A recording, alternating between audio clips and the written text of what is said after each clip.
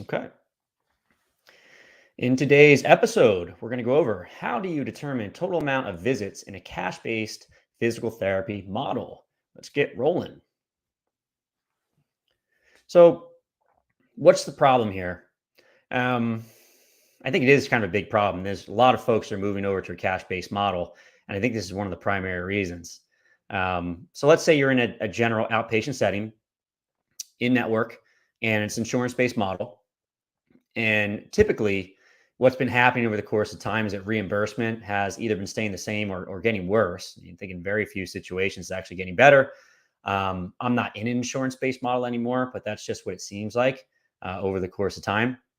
And that's a problem because in order to run these physical therapy practices, oftentimes you're seeing a lot of patients. So there's this mill mentality. You're getting a whole bunch of patients in all the time. So there's pressure to see more patients. There's pressure to bill as much as you can. So get as many units as possible. Make sure you're billing the most valuable units, right? There's huge emphasis on getting more people through the door, billing them as much as possible. And it's not always this patient-centered care of how much physical therapy does this person actually need. It's more of how do we get as many people through the door as possible, right? And I think what happens is that not only are physical therapists burning out in an outpatient setting, that's certainly happening. At least for myself, I knew that when I was in a traditional insurance based model, I didn't want to be there forever. But it was hard. It's a lot of work. And I think the other thing that happens is that it doesn't really feel that moral. It feels a little kind of skeezy, right? Because you're telling people to come in maybe a little bit more frequently than they might need, which is in a lot of ways maybe wasting their time, wasting your time. You don't really feel good about your decisions. You feel pressure from both ends, right? You feel pressure to do what's best for the patient, but you're also getting a lot of pressure financially from your boss, right, in the organization. At the end of the day, you have to make money as a business, otherwise it's going to shut down. So there needs to be this business element, instead. One solution a lot of physical therapists have been trying to utilize is going more cash based. And this is where I am at with my career. So I'm at Champion Physical Therapy and Performance, and we're out of network providers, which essentially means that people still can utilize their insurance. It's just that, as providers, we're not the ones who are billing it, right? So it's a whole lot easier for us. And we're also kind of determining our own worth based on what the market kind of wants. And we actually set our rate in a way that allows the patients that we like to work with to still come in. So we're actually a little bit cheaper than a lot of our competitors. And this is kind of on purpose because we want to make sure that we can still work with the folks we like to work with. So we're kind of valuing our ability to work with the population that we love over our income at the end of the day. So we made that kind of decision, right? The other thing I think that is challenging for a lot of, let's say, cash-based providers, mostly that are new, right? Or people that are insurance-based that are making the transition over, is that they know that cash-based is going to be a little bit more expensive for the patient. So that becomes this navigation issue of, well, if I don't see my patients as frequently, right, and they already have a high copay, then they actually might even save money from a cash perspective. So how do we navigate that with patients? Another kind of slippery slope, not necessarily a slippery slope, but kind of a challenging thing to talk about with your patients. At the end of the day, your patients are probably concerned it's expensive. As a provider, you're concerned it's too expensive. So how do we navigate all that stuff? All right. So in summary, today's episode, we're going to talk about what I do, and more specifically, my own background and how I've kind of, I would say, changed over the course of time in my own beliefs and how I work with patients. We're going to talk about determining what's actually optimal from a visit perspective with your patients. And I think this is probably the most important part of this talk, right? Figuring out what your patient actually needs and give them that. We're going to talk about patient-centered decision-making. So essentially, when you finish up your evaluation and you're trying to say, hey, I want you to do this, and I want you to come back at these timeframes, et cetera, how do we talk to the patient? How do we keep in mind their goals? How do we keep in mind, let's say, what you believe is best for that patient, come up with a patient-centered decision for future visits, right? And lastly, how do we tackle this whole business element, right? Because at the end of the day, you have to make money, right? Mortgages are expensive, kids are expensive if you have them, paying off your loans is ungodly expensive. We have to make income, right? You get into PT because you love helping people, working with people. But the other part is that you have to make money, all right? You have to make money. So we'll talk about how I go about the business element to try to make enough money in a way that's a little bit more moral. It doesn't feel so skeezy as telling people to come in for 1 billion visits, right? So before we get rolling, I just want to let you know about the Fitness Pain-Free Mini Course. It's 100% free. I'll leave a link in the show notes. You can check that out. If you're watching live right now, check out my profile. In the highlights is the mini course. And if you like what you're learning from me, I think this is a logical next step. We go over how traditional schooling has failed us. I love PT school. I think it was phenomenal. However, if you want to work in a cash-based model and work with mostly strength and fitness folks, school's not going to help you with that, right? It'll give you the foundation, but it's not going to teach you how to do that. I will. We'll talk about 7 reasons why people get hurt in the gym. If you don't know why people are getting hurt in the gym, how you're going to rehab them, and most importantly, how are we going to keep them safe for the long haul? We'll go over 4 simple steps for getting your clients out of pain, make it easy, right? How to build the career of your dreams and earn the respect of your community. At the end of the day, you probably like to learn from me, not because you're going to be a better clinician. That's a part of it. You want to be a better clinician because you earn the respect of your patients, right? And you feel valued by your greater community. And that's really what we're getting at by learning more, right? And lastly, I'll enroll you for the Fitness Pain-Free Certification. And I'll leave a link in the show notes so you can check that out. Quick note on the certification. It's a certification I wish I had when I graduated from PT school, right? So essentially, this opens up 4 times per year for a 1-week period. Currently, you can't sign up, so I apologize, but I think at the beginning of April is when it will enrollment period will open again. But essentially, we'll give you a university education, how to work with folks in the barbell sports and strength and fitness world. So if you sign up for the mini course, you'll automatically be enrolled to save $300 and get early access to the Fitness Pain-Free Certification when it opens up again in April. So I got a really good question from Mike Morris. Thank you very much for this question. And I'll just read it out to you. Here's what it says from over on Instagram. I guess it's sort of hard to make a show about it, but I'd love to hear your thought process on determining the amount of visits and what you do in the clinic in a cash-based or more autonomous environment. I'd like to be as efficient as possible with patients and maximize their time in clinic while saving them money as well, right? And I think that's kind of what we all want. We want to try to do a really good job with our patients. And we want to make sure we're not just like gouging them and then trying to take all of their money out of their pocket, right? At the end of the day, cash-based might be a little bit more expensive per visit, but the other piece is that if you don't have to see them as frequently, you're probably going to save them a bit more money. And if you have more time to work with these folks, maybe you're getting at the root cause of their problems and doing a better job. So maybe those outcomes a little bit better. And maybe at the end of the day, they're less likely to get hurt. So if you can reframe it that way to your patient, then sometimes they can see the value and it's actually a bit cheaper for them and a better value long-term. So let me talk first a little bit about my own background, and then I'll talk a bit about what I do in terms of like figuring out how many visits patients want or need. So I'm cheap. I'm a cheap guy. That's kind of me. I grew up in kind of a low income situation. I had a great upbringing, loved my parents, loved everything about my upbringing, but we didn't have very much money at all, right? And because of that, we always had this mentality in my family that you shouldn't be chasing after money. You should be chasing about the things that are more important to you in life, right? So let's say a great career, a job that's fulfilling that you love, right? My parents had a flower nursery, garden center, farm. And if you know anything about those industries, they're typically not super high paying, right? And that rubbed off on me. And, that was a kind of central theme of my upbringing, right? And, there's almost this elitism of if you have a lot of money, that's not good, right? You're kind of valuing the wrong things in life if you have a lot of money and you're really trying to push a lot of money, right? And that really hit home and hard to me. And what it made me do is just become really cheap. It made me feel like I didn't need money, right? Which is true, right? To an extent, but a lot of negative beliefs kind of came from that. I'm not exactly sure how it happened, but somewhere along the lines, I didn't value myself, right? And I think that's also because I'm a big kind of bootstrapping type of guy. I'm a big do-it-yourselfer. I'm a big believer in that you can figure things out on your own, right? And you can make it happen. And that's not going to require spending a lot of money, acquiring skills, right? And that's not a great belief because at the end of the day, one of the best ways to get to where you want to be is by following other folks that are kind of in your shoes. And oftentimes that is going to require paying money, right? And if you have, let's say, a major orthopedic injury and you want to get back to something very particular, you should pay money to someone. There is value in someone being able to figure out your problem, right? And get you to where you want to be. But I kind of grew up in this mentality of like, I can figure it out myself. And I think the problem with that is that that just kind of reflects into my own decision making for my patients, where I'm not necessarily valuing my own services, right? And I'm putting a lot of extra onus on that patient. And I'm kind of making the decision of what the patient wants, right? And putting that over what the patient is actually telling me that they want. Okay. And that's not necessarily a good thing. And at least for me, that came from my background, right?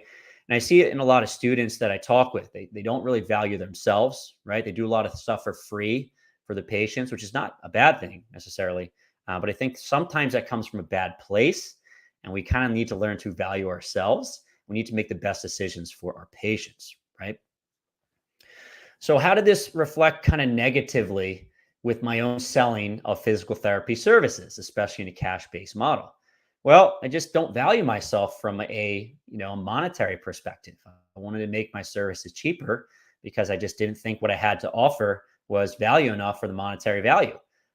So essentially, if I saw like $150 per hour, growing up as a child, I would never spend $150 on anything for an hour of anybody's time ever, right?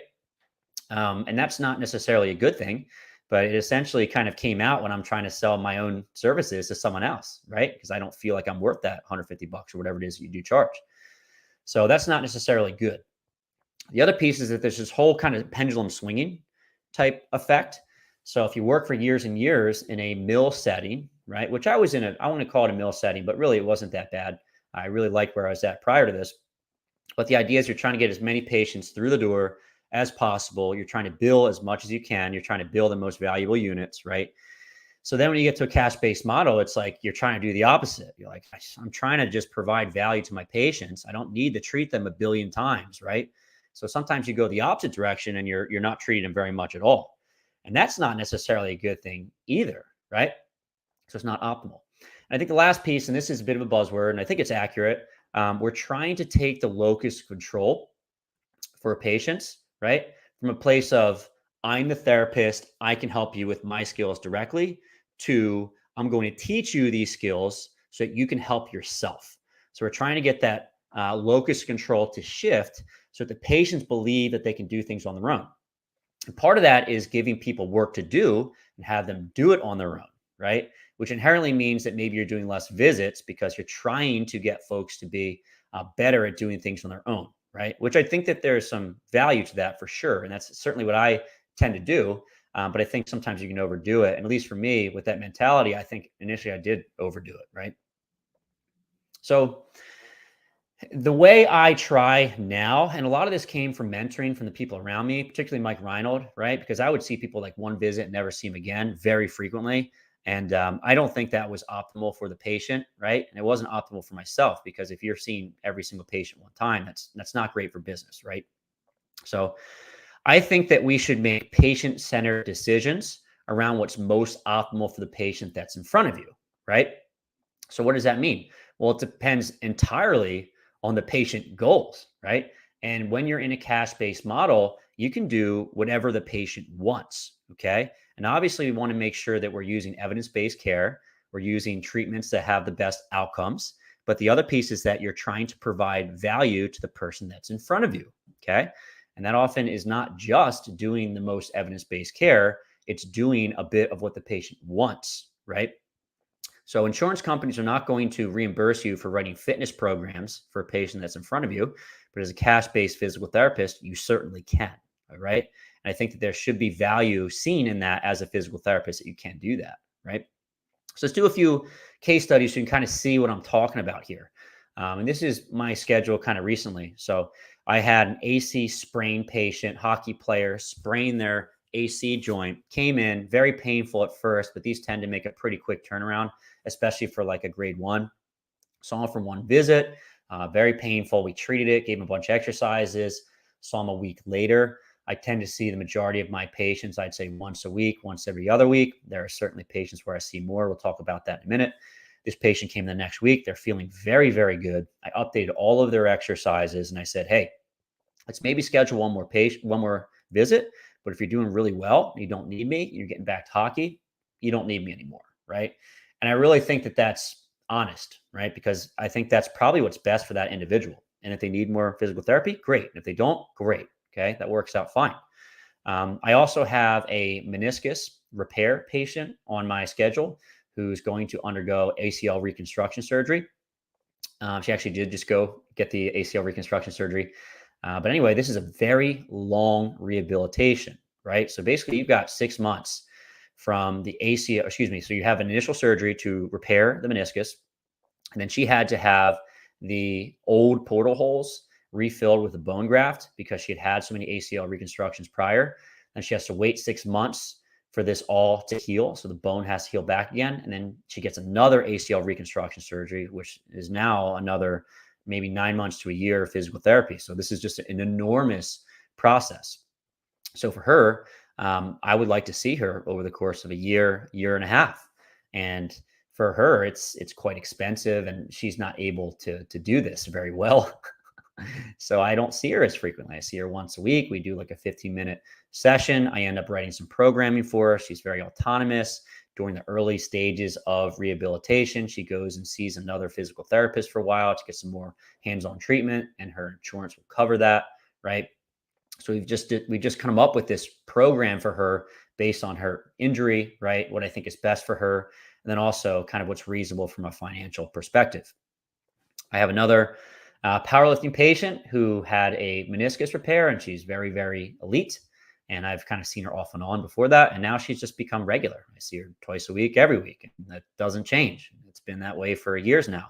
And she gets a lot of value from it. She likes what we do on a regular basis. And that's why I keep working with her. Do I get a little nervous that she's always sticking around?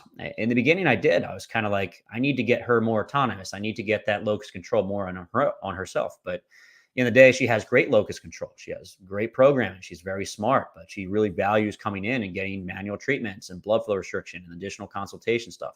And that's what she wants. So that's what we do, right? I work with a lot of powerlifters in general. I can think of a couple off the top of my head with very similar injuries.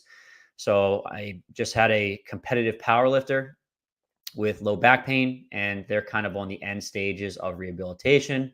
And really, they just wanted a consultation. How do I kind of transition back to higher level lifting? And how do I stay kind of pain free? We spent the hour just troubleshooting ways that they could do that. And I didn't see them again, right? Every once in a while, they'll reach out. And if they have issues, they'll come back in. But very different than the prior powerlifter, right? I had another competitive powerlifter with low back pain, and we did something that was a little bit similar.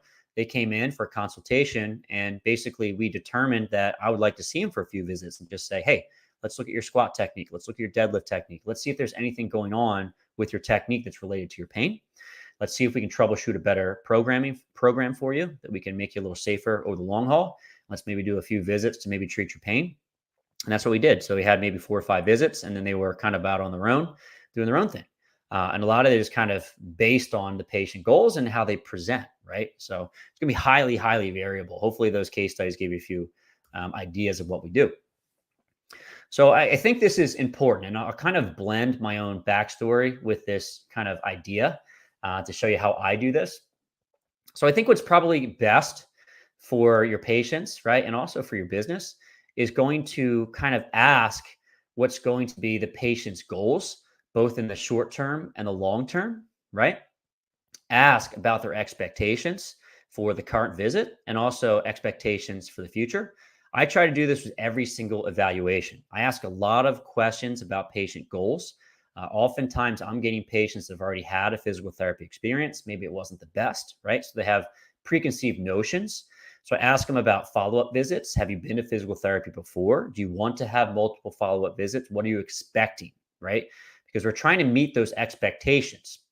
Sometimes you get to the very end of a physical therapy initial evaluation, right? And you kind of forget to ask about kind of expectations. And at the end of the session, the patient kind of asks like, oh, can I have some manual therapy techniques? And you're like, okay, well, the session is over, right? So you want to ask these questions up front and make sure we're kind of meeting those expectations, right? So what I do is that towards the end of the visit, we've already gotten some idea of the patient goals, the expectations. I'll actually ask if they're okay getting more visits kind of further down the line. Most patients are A-okay with that. Every once in a while you have a patient that maybe isn't, and it's good to know that up front because you might have to jam more into that initial visit. We talk about what's kind of best for that patient. And what I do is that I try to give them what I think is going to be the best situation for that patient. And I don't consider this from a financial perspective yet, okay? Because when people come to me, generally they're asking for best care. And in my opinion, I'm trying to give them the best possible care that I can. So if I think someone needs to come once per week for a year, right, or something along those lines, maybe they have like an ACL reconstruction, they don't have great accountability, they don't have access to a good gym, right? They have no experience with weight training. I might want to see them more frequently, especially upfront. Maybe that's twice a week, maybe 3 times a week. I'll tell them that. I'll say, hey, for the first few weeks, I think it's good if you come in frequently, right? And as we progress a little bit further into your physical therapy care, we can see you less frequently. And maybe we'll transition to a strength conditioning program within Champion, right? Or maybe I'll refer you to one of the coaches or kind of like high-level personal trainers I think they would do really well with, right? And let that people know right off the bat. And that's based on what I think is going to be best for the patient. And if they come right back at me and say, well, this is a little bit expensive, or I'm traveling from a large distance away, which we see that a lot. We get a lot of folks that are maybe 45 minutes to an hour away. And it's actually pretty tough for them to come in regularly. And then we just determine something that works well for them. I say, okay, well, I think we could probably get away with seeing it every other week, right? And maybe we do one long session so that we can get more done in each session, right? As opposed to doing shorter sessions. Maybe finances are a concern and you'd like to see that person twice a week for an hour, but they say, I don't think I'm going to be able to swing that. Okay, no problem. Can we do twice per week at 30 minutes, right? Or is there an option for you to be seen by another physical therapist a little bit and get that copay, get the insurance to provide a little bit of care, right? And then see me more intermittently.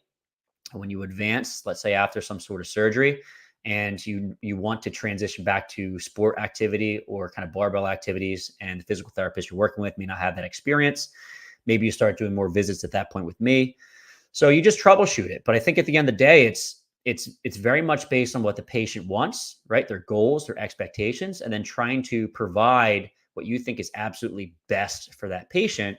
And I think what happens is that that's a very easy sell because you're not trying to tell someone they need to come in 3 times a week, give them kind of this skeezy business kind of salesy kind of thing. You need 3 times a week, and then you need to be here for X amount of hours, blah, blah, blah, blah, blah, because you're trying to push money into, insurance-based model because insurance companies don't value us, right? All that.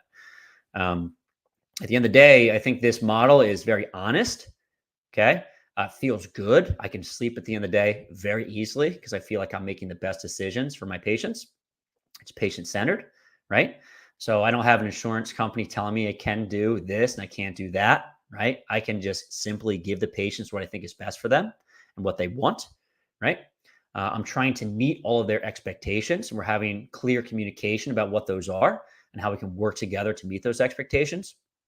And I think the last piece I've got more comfortable with over the course of time is that, sometimes my cash-based clinic is not the best fit for someone, and that's A-okay, right? If you do a great job, generally you get enough business and you're doing fine. Sometimes there'll be periods of time where you're not getting enough business and you're a little afraid. I certainly have those from time to time. But at the end of the day, I think if you're honest and it's not a great fit for the person and you just refer out and they have a good experience elsewhere, that's fine as well, right? You don't have to be everything to everyone, right? You want to be the best you can be, but at the end of the day, maybe that's not for everyone around you. So refer out and that's all right, right? Life goes on. And the last thing I really want to talk about is a little bit of business, right? Because gosh, it's funny when most people start a business, at least the ones that are successful, they generally have some sort of problem they're trying to solve. They have a business model. They have an idea of how much their services cost, right? They have a primary market. They have goals for how many people they want to get through the door, right? They have goals for how much revenue that they want to make. And then over the course of time, they try to hit these quotas, right? As a physical therapist starting a business, oftentimes you're doing it because you hate the insurance model, right? You don't like your patient population. You want to serve the patients that are in front of you, okay? And we tend to kind of forget about the business side of this, right? And I get it. I understand that. The other part is that physical therapists, we don't have a good deal of knowledge when it comes to running an actual business, right? We really don't get that in school too much. Maybe there's a little bit. We don't get much information about marketing or sales. Often I feel like we're very altruistic. And if we're trying to sell our services on other people, it feels bad, right? But at the end of the day, you have to run a business. You have to keep this in mind. You have to be good at running a business. I think marketing is extremely important. Knowing how to sell is extremely important. It's not a bad thing, all right? You have to feed your kids. You have to feed yourself. You have to pay your mortgage, right? Everyone in the world has to do this. Don't feel bad that you have to do this as well, okay? So a few kind of tips I think that are really helpful that allow you to make more money without trying to kind of sell your soul in the process is that you have to be able to solve people's problems, okay? And that means being very, very useful to your patients.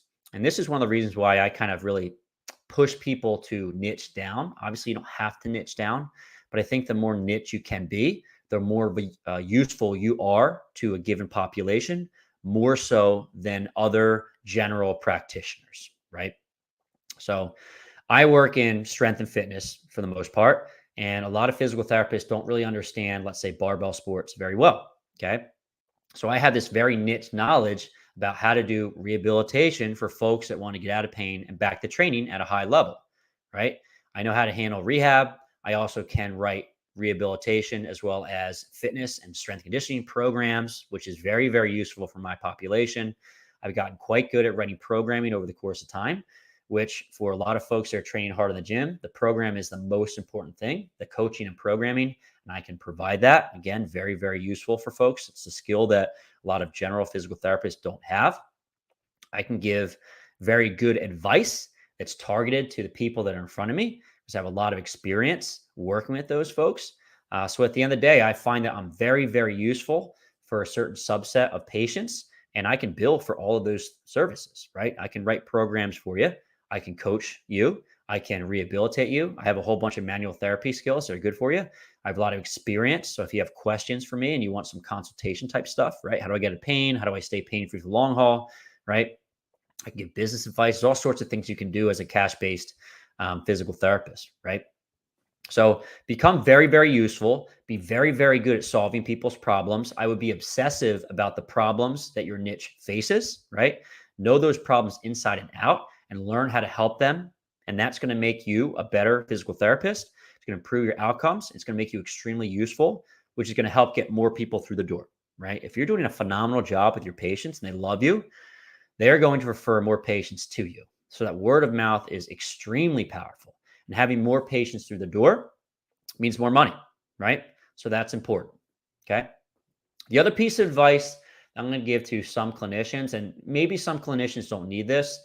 This is advice that I needed early on in my career, and that's based on my background, which I was talking about previously, not value myself, right? Don't be afraid to push your patients to have more visits or longer visits. If you truly believe that having more visits or longer visits is going to help that patient more and the patient wants the best care, then tell them that, right? And if they say, I can't afford that, that's fine. Then you go down that pathway of reducing the length of the visits or the total amount of visits, but don't do that from the get-go. And that's what I would do. So I'd have a patient that would come through the door and they'd maybe have a fairly complex problem, which I think they would do pretty well to have more visits or longer visits up front. And in my head, I'd be like, okay, well, I want to save them money. Okay. What is the least amount of time that I can spend with this patient and still help them? And I would tell them that.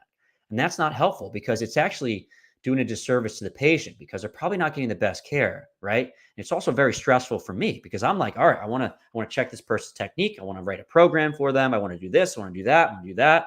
And I'm not giving myself enough time to do all those things. So it would be stressful for me and it would be worse for the patient, okay?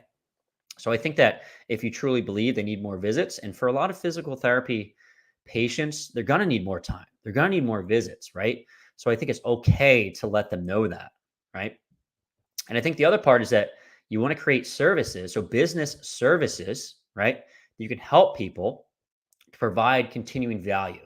And this is one of the things that I kind of preach all the time to newer physical therapists, folks that want to get into cash-based practices, or they want to provide ancillary services beside just physical therapy if they are in more of an insurance-based model, right? And that could be writing programming, so advanced programming beyond physical therapy care. You can write a program for them afterwards. You build tremendous trust with these patients, and afterwards that very easily leads into more programming that push people along the right pathway from a strength and fitness perspective, right?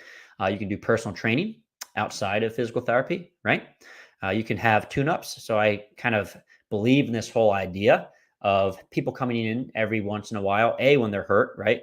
Or B, when maybe they're not hurt, but they're looking for more of an exercise program, a tune-up, something to keep them kind of pushed in the right direction. Accountability is huge. Getting people to continue exercising is huge. There are a lot of phenomenal health benefits you get from having someone push you in the realm of kind of fitness in general. And I do believe that that can be part of your model in a way that's not skeezy, right? You're not just trying to get people to come on a regular basis. So, you take their money for the rest of their lives, right?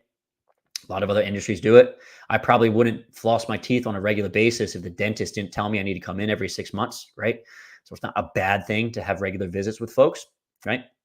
We do a lot of in-season arm care. So if you don't know about this, pitching is hard on the shoulder, right? No brainer. So for the high school kids, in season, we have a service called arm care where they come in for a little soft tissue work, some extra exercises, try to tune them up a little bit throughout the course of the season, hopefully reduce the likelihood that they get an injury. That's another really good service you can provide, right? And I think the big thing, and this is extremely important, especially for physical therapists that are used to doing a lot of free stuff for the patients outside of work, is that you need to charge people for this, right? You need to value your time, okay? And you need to value it at a very similar amount as your physical therapy, right? So if you're charging $150 per hour to do physical therapy services for your patient, and then you're doing personal training on the side for $70 an hour, that's stupid. Don't do that, right? Why? Because you're undervaluing yourself and you're making less money per hour, okay? You might as well just try to do more physical therapy. So maybe you run your own business, you want to hire a personal trainer, and you pay the personal trainer, half commission or something like that for the fitness sessions or personal training sessions, but be very careful about undervaluing yourself for your time if you're providing additional services, just because it makes no sense, right? Just do more physical therapy visits, right? If you're going to undersell yourself for other types of services, okay? So I think that's it for now. I just want to let you guys know again, if you like what you're learning and you want to go a little deeper in this learning, I recommend downloading the Fitness Pain-Free Mini Course. I'll leave a link in the show notes, 100% free. It's kind of a deeper dive about some of the topics we were discussing today. So definitely download that. Next, I want to field any questions that people have. I am going to pick up my phone. So I apologize. It's going to look a little funky for a second. I just want to see if anyone has any questions. If you do have any questions, let me know now, right? And also, if you have questions and you're watching this at a later time, you can certainly just leave a question in the comments. I'll try to answer it right on the spot. But if it's a really good question, I'll actually do another Ask Fitness Pain-Free Show episode about it. So shoot the questions over. I love them. I would love to have more questions. So leave a question in the comments, and I'll get back to you later, and potentially do an entire show. All right, let's look through the comments, see if any questions. Answer those up. Yeah, thank you for everyone for watching today. We had a whole bunch of people join. I really, really appreciate it. So looks like that's it for now, guys. Thank you very much for joining me. I will see you guys on the next one. All right. Hope you guys have a good day. See you.